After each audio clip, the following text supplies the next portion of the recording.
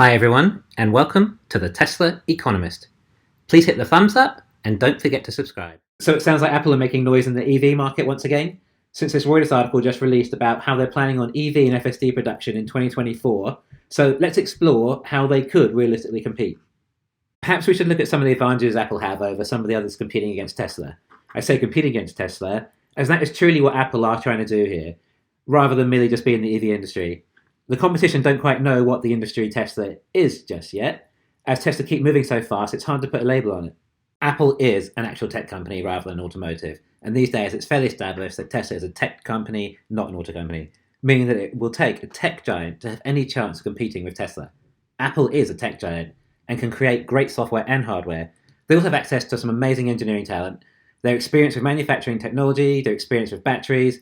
Apple will also have enough funds to actually achieve it. This article talks about Apple's first attempt at designing a vehicle known as Project Titan back in 2014. It goes on to say they will have next level battery technology.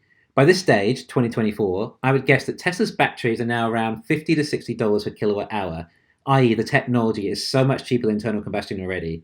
So if Apple did create a revolutionary new battery, as by now the battery cost will be a much smaller proportion of overall cost of the car. So even if Apple's battery was half the cost of Tesla's, it wouldn't even change the game that much. I mean, that is an extremely big if anyway. How could Apple compete against the largest battery consumer in the world, and has been for some stage by this time? All the years of experience and knowledge they've accumulated with all the best engineers in the world who specialize in batteries, it seems far-fetched. But if Apple can somehow beat Tesla, it would likely be through some type of solid-state battery, perhaps made of graphene. Even if they achieve this, then Tesla could simply reverse engineer it and have their version working quickly enough before Apple have had time to get market share or significantly ramp up. Let's run through this scenario. Apple launched their car with their superior battery all of a sudden. Consumers are queuing up to buy this amazing car, except it's not a phone and you can't so quickly and easily ramp up production of an electric car. Of course, it's Apple, so they would have had to spend billions on advertising this vehicle too. But at best, they may produce 100,000 units in their first year, while Tesla is likely to surpass 5 million in 2025. So Tesla see the new battery launched by Apple, reverse engineer it, and have their own version in a couple of years, by which stage Apple have unrealistically, say, ramped up to 500,000 units a year.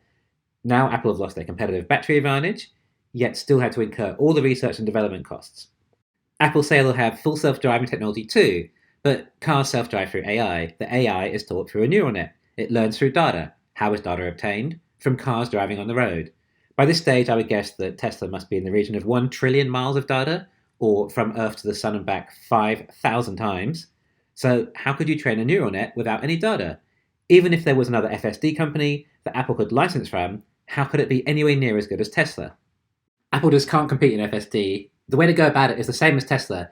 Get their cars on the road collecting data, except the issue is, who wants to buy an Apple car if it doesn't have FSD, when Tesla does? Also, Apple are talking about using LiDAR. Elon has been very vocal about LiDAR being a fool's errand. In certain conditions, LiDAR just doesn't work, and FSD needs to work 100% of the time. Apple use LiDAR on their phones, and I guess they feel like it's a technology they're familiar with. Elon knows LiDAR very well too, as it's used at SpaceX to land rockets. So if he says it's not suitable for FSD, then who could be more credible? By this stage, it's highly likely that Tesla has the majority of the EV market share, so it'd be good to see some serious competitors enter the market. There'll be consumers who will buy it just to be different, or just because it's a more prestige brand. And okay, people might pay more for less performance because of the brand. And yes, performance really doesn't matter that much to people, but particularly when the car can already do 0 to 60 miles an hour in under 5 seconds. But FSD would bother people. When you're already used to a car driving itself, then to suddenly revert back to a car that's not fully autonomous, then that will be hard for consumers to justify. Perhaps Google's Waymo will be able to license their FSD to other vehicles. Even if it's not as good as Tesla, it might at least be a high enough level. However, I struggle to see Apple and Google working together, considering they're direct competitors in the mobile OS market.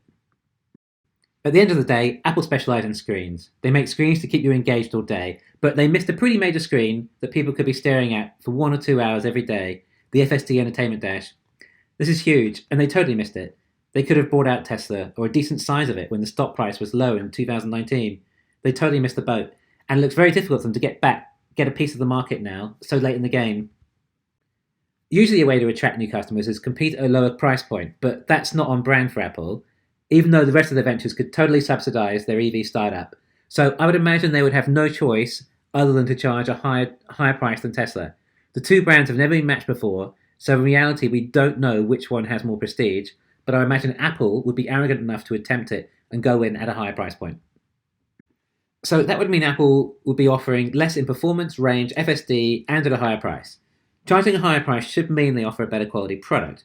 They could use higher quality materials, have better build quality, more comfort, things like a better stereo, kind of like a Mercedes of EVs. They'll be able to create some really cool design cars, as they'll possibly have no steering wheel, and as range will be so good by then, they don't need to be designed quite as well for aerodynamics, whereas Tesla are stuck in a more classic shape. As their initial supply will be so low, they may decide to start with an upper luxury segment, like Tesla did with the Model S, but I'd think they'd want to hit something more mainstream with a single model to begin with, possibly something similar to the Model Y, an SUV crossover, as these are the biggest selling segment. So to summarise, they possibly do have a shot, but it will likely be an inferior product for many years and take them perhaps a decade to have caught up. But with a company this size, they're looking decades ahead, so maybe they don't care, and they're such a behemoth of a company, they can just power through it all. But think about it for a second.